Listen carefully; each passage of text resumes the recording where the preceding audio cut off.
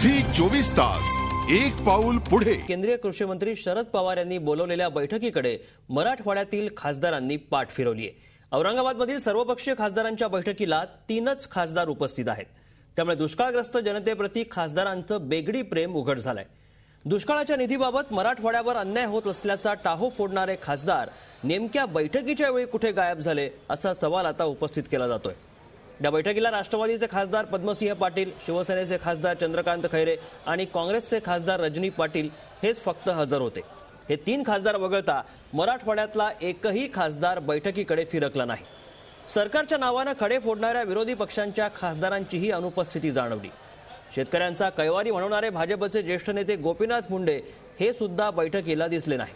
हे खासदार खरंच दुष्काळग्रस्तांना दिलासा देतील का असा सवाल आता दुष्काळग्रस्तांकडून विचारला जातोय।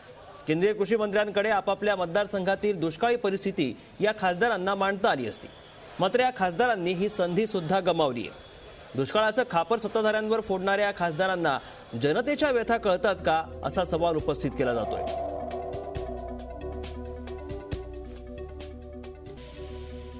बघा कुठल्या खासदारांनी दांडी मारली।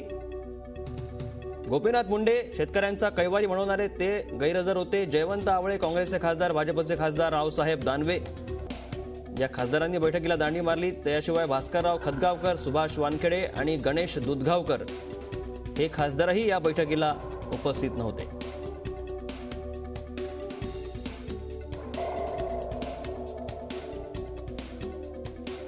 केवळ 3च खासदार या बैठकीला हजर होते। पद्मसिंह पाटील, रजनी पाटील आणि शिवसेनेचे खासदार चंद्रकांत खैरे याशिवाय हे 6 खासदार ज्यांना आपल्या भागातल्या दुष्काळग्रस्त शेतकऱ्यांची परिस्थिती मांडता आली असती ती संधी यांनी गमावली। झी 24 तास एक पाऊल पुढे।